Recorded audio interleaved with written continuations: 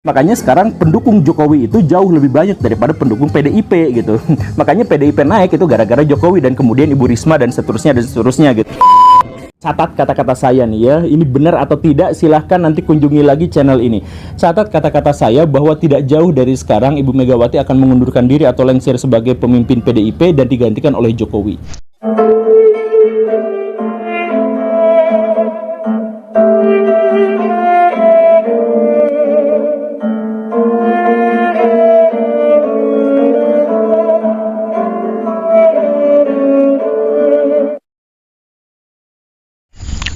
Assalamualaikum warahmatullahi wabarakatuh. Sahabat Nahkoda dimanapun kalian berada, semoga kita semua selalu dalam lindungan Allah Subhanahu wa Ta'ala. Salam persaudaraan dari Aceh untuk teman-teman yang ada di seluruh Nusantara, dari Sabang sampai Merauke, dari Miangas hingga Pulau Rote. Salam untuk teman-temanku semuanya yang ada di seluruh penjuru bumi tentunya, yang mengerti bahasa saya. Dari bangsa manapun kalian, suku manapun, daerah manapun, salam persaudaraan. Untuk sahabat-sahabatku, rekan-rekanku, saudara-saudaraku semuanya, baik yang membenciku dan yang mencintaiku, kalian semua adalah saudaraku. Oke, di kesempatan kali ini saya ingin memutarkan sebuah video dari Guru Gembul. Ini sangat menarik saya lihat, di mana Guru Gembul membahas terkait masalah Pak Jokowi yang dulu dan yang sekarang. Banyak hal yang beliau jelaskan di situ, banyak hal yang beliau terangkan di dalam video tersebut. Ya, beliau menjelaskan, menerangkan secara rinci. Salah satunya mungkin kita belum mengetahui hubungan Pak Jokowi dengan PDIP. Yang dulu di mana Ibu Megawati pernah mengatakan bahwasanya Pak Jokowi itu bukan siapa-siapa kalau bukan karena PDIP. Apakah faktanya seperti itu? Apakah kebenarannya seperti itu? Apakah surveinya seperti itu? Ataupun sebaliknya, berkat Pak Jokowi yang dulunya partai PDIP anjlok, berkat Pak Jokowi bergabung masuk ke sana, sehingga partai PDIP ini bangkit naik ke atas. Ya, kita belum tahu kebenarannya seperti apa. Makanya kita akan menonton, akan mendengarkan penjelasan dari Guru Gembul. Dan Guru Gembul saya lihat, ya, pembahasan beliau dalam video tersebut objektif. Ya, banyak sekali yang dibahas oleh beliau dan dikritisi semua. Oke, kita tonton dulu videonya seperti apa, jangan di-skip biar tidak gagal paham. Ini videonya. Tahu nggak bahwa Pak Jokowi itu sebenarnya bukan politisi, dia biasa-biasa aja, dia adalah seorang pengusaha kayu. Tetapi kenapa dia bisa menjadi pejabat dan menjadi politisi dan akhirnya menjadi presiden dan sekarang jadi senior dari sebuah partai politik yang sangat besar atau senior dari beberapa partai politik yang sangat besar?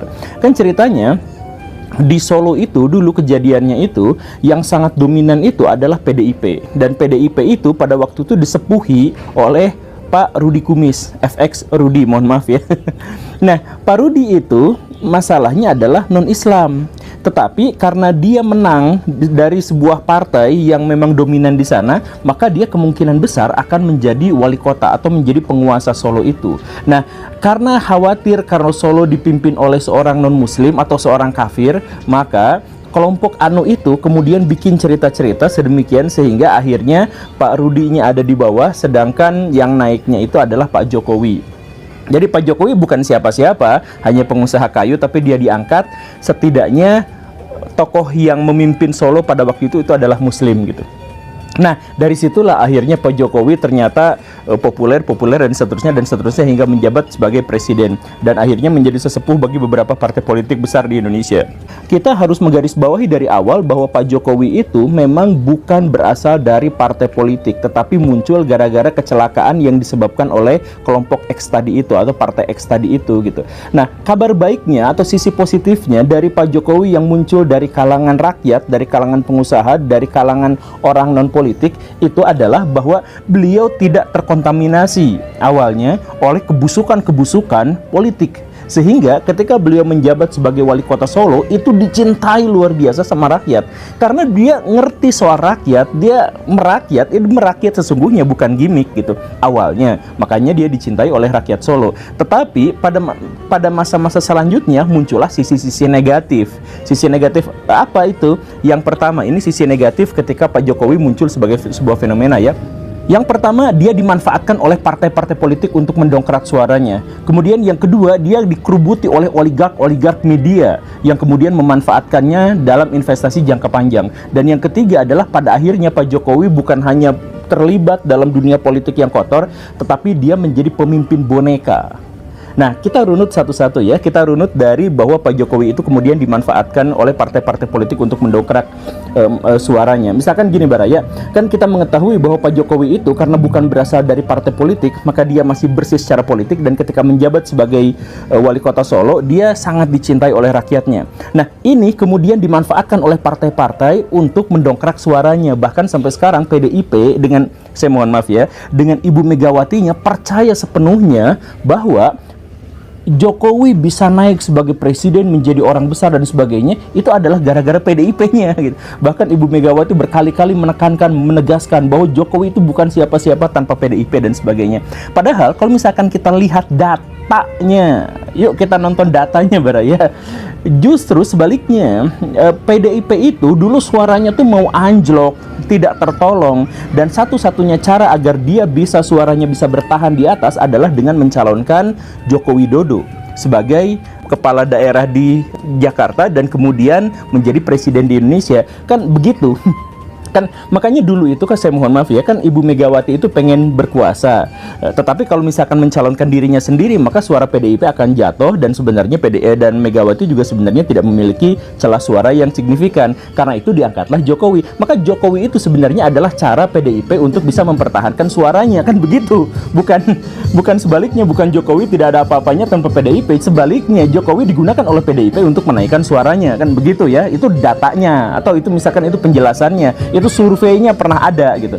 Makanya sekarang pendukung Jokowi itu jauh lebih banyak daripada pendukung PDIP gitu. Makanya PDIP naik itu gara-gara Jokowi dan kemudian Ibu Risma dan seterusnya gitu. Pas awal menjabat sebagai pemimpin Jakarta itu dia idealis, dia nggak mau bikin jalan tol. Semua program-program, semua proyek-proyek yang berhubungan dengan jalan tol itu dihentikan. Tapi tak lama setelah itu tiba-tiba Pak Jokowi mengatakan, oh sekarang saya mau bikin jalan tol. Tepat disitulah menurut saya itu momen dimana Pak Jokowi menyerah dengan idealismenya dan kemudian ikut pada kelompok-kelompok politik yang jauh lebih besar daripada itu. Dan setelah itu apa yang terjadi? Setiap Pak Jokowi mau mengeluarkan kebijakan, baik itu sebagai kepala daerah DKI maupun kepala pemerintahan di Indonesia, beliau itu sedikit-sedikit nanti nunggu restu dari Ibu Mega, sedikit-sedikit nanti saya tanyakan dulu sama Ibu Mega dan sebagainya, kan begitu. Bahkan dia diam ketika Ibu Megawati mengatakan bahwa Pak Jokowi itu adalah petugas partai. Ya gak jadi masalah statusnya Pak Jokowi di PDIP sebagai petugas partai itu benar, tetapi kalau misalkan menyebut bahwa Pak Jokowi sebagai presiden itu adalah petugas partai, itu melukai etika konstitusi kita, kan sebenarnya begitu. Ya tapi bagaimana lagi, kan pada akhirnya kita di sini ditunjukkan, didemonstrasikan bahwa Pak Jokowi itu defisit kekuasaan, Pak Jokowi itu krisis otoritas. Dia sebagai presiden dia tidak bisa memimpin dengan baik karena setiap apapun kebijakan-kebijakannya itu harus ditanyakan dengan kelompok yang lebih besar yang ada di belakangnya, atau sponsornya, atau partai politiknya, atau hal yang semacam itu, kan seperti itu. Dan ini harus kita tegaskan bahwa ini adalah Jokowi periode awal di mana dia bagaimanapun harus meniti karir sebagai politikus, tetapi meniti karirnya langsung ada di atas. Karena itu ya wajar-wajar saja kenapa beliau bisa menjadi seperti itu. Dia miskin pengalaman, tidak punya koneksi dengan orang-orang besar, dia bisa aja digulingkan dan akhirnya negara menjadi semakin chaos kalau seandainya dia tidak harus sungkem sama orang-orang yang lebih besar di partai politik, kan begitu ya. Nah, tetapi seiring berjalannya waktu, ketika Pak Jokowi sudah menjadi penguasa yang lebih baik, ketika Pak Jokowi sudah dekat dengan partai-partai politik, elit-elit politik, sudah berhubungan secara mantap dengan akses-akses terhadap kekuasaan dan terhadap finansial yang lebih besar dan sebagainya, maka Pak Jokowi itu mulai berani melakukan sesuatu, berani melakukan tindakan-tindakan yang besar. Apa? Transformasi. Jadi Pak Jokowi yang awalnya itu adalah seorang junior yang baru masuk kampus, kemudian dipelonco sama kelompok-kelompok yang lebih besar, kemudian dia mulai cerdas, mulai hebat, mulai baik, mulai berkuasa, sehingga dia masuk ke jadi pengurus himpunan yang seperti itu. Nah, dan setelah itu apa yang terjadi? Sekarang Pak Jokowi sudah benar-benar bertransformasi menjadi pemimpin yang jauh lebih besar, jauh lebih agung, jauh lebih hebat, sehingga beliau waktunya untuk bikin dinasti. Tapi betapapun ini menunjukkan bahwa sekarang Pak Jokowi itu sudah menjadi godfather-nya, sudah menjadi pemimpin besarnya. Catat kata-kata saya nih ya, ini benar atau tidak silahkan nanti kunjungi lagi channel ini. Catat kata-kata saya bahwa tidak jauh dari sekarang Ibu Megawati akan mengundurkan diri atau lengser sebagai pemimpin PDIP dan digantikan oleh Jokowi. Benar atau salahnya ya kita lihat saja nanti. Jadi seperti itu, kalian sudah melihat, menyaksikan, mendengarkan bagaimana penjelasan, penyampaian dari Guru Gembul di dalam video tersebut terkait masalah Pak Jokowi yang dulu dan yang sekarang. Banyak hal ya yang disampaikan, yang dijelaskan oleh Guru Gembul di dalam video tersebut secara rinci ya terkait masalah hubungan Pak Jokowi dengan PDIP. Yang dulu Ibu Megawati pernah mengatakan bahwasanya Pak Jokowi itu bukan siapa-siapa kalau bukan karena PDIP. Apakah faktanya seperti itu? Apakah kenyataannya seperti itu? Apakah surveinya seperti itu? Kalian sudah melihat dan mendengarkan video dari Guru Gembul.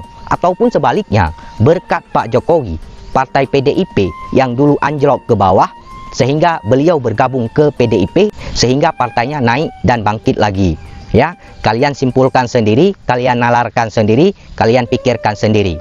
Jadi kurang lebih seperti itu. Dan saya kira Guru Gembul di dalam video tersebut sangat objektif pembahasan beliau. Semua dikritisi sama Guru Gembul. Kemudian saya ingin mengatakan kepada teman-teman bahwasanya sebenarnya saya tidak mau terlalu jauh untuk masuk ke ranah politik. Kenapa? Yang pertama saya tidak suka, yang kedua saya tidak paham. Kemudian saya melihat hari ini hubungan Pak Jokowi dengan PDIP itu kurang akur. Apalagi bergabungnya Gibran Raka Buming Raka ke kubu Prabowo sebagai calon wakil presiden. Sehingga Pak Jokowi ini diklaim sebagai dinasti politik. Ada juga yang mengatakan bahwa beliau adalah kacang yang lupa pada kulitnya. Jadi seperti itu ya. Kalau kalian pada tahun 2019 mendukung Pak Jokowi sebagai calon presiden karena orangnya, mungkin hari ini kalian sudah meninggalkan PDIP. Kemudian sebaliknya, kalau kalian pada tahun 2019 mendukung Pak Jokowi karena partai yang mengusungnya, hari ini kalian sudah meninggalkan Pak Jokowi. Jadi seperti itu. Paham ya?